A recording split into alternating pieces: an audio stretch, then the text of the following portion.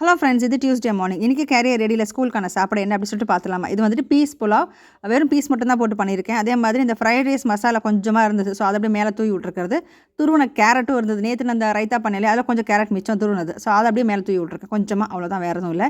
இது வந்துட்டு வச்சாச்சு. இதுக்கு மேலே வந்து இன்றைக்கி சுரக்காய் போட்டு கூட்டு பண்ணியிருந்தேன். பட் இவளுக்கு அது வேணாம் அப்படி சொல்லலாம்னு சொல்லி ஒரே ஒரு முறுக்கு மட்டும் எடுத்து வச்சுருக்கேன். சில நேரங்களில் தொட்டுட்டு சாப்பிட மாட்டேன், அப்படியே இந்த மாதிரி ஸ்நாக் மாதிரி தொட்டுட்டு சாப்பிட்ருவான். இன்றைக்கி அது மாதிரி கேட்டான்னு சொல்லி எடுத்து வச்சுருக்கேன்.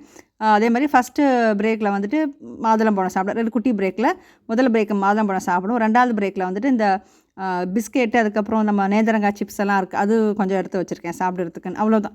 2வது பிரேக்கு ஜென்ரலாக அவளுக்கு நிறைய பசிக்காது, ஸோ அதனால் கொஞ்சமாக சாப்பிடுவான்னு சொல்லி எடுத்து வச்சுருக்கிறது. ஸோ ஸ்கூலுக்கு கிளம்பி இந்த லஞ்சு கொடுக்கும்போது மட்டும் அவளுக்கு என்ன பிடிக்கும்னு கேட்டு கொடுத்துருவேன். லஞ்ச் பிரேக்கில் வந்துட்டு செக்கிங் வருவாங்க, சாப்பாடு எறியக்கூடாது, மிச்சம் வைக்கக்கூடாதுன்னு சொல்லுவாங்க. அப்படி சொல்லிட்டு அதில் பிடிச்சதெல்லாம் செஞ்சு கொடுத்தோன்னா கிடுகிடுன்னு சாப்பிட்ருவாள் அப்படி சொல்லிட்டு தான். ஸோ அவ்வளோதான். எப்படி பிடிச்சிருந்தா please like and subscribe. Thank you. Bye bye.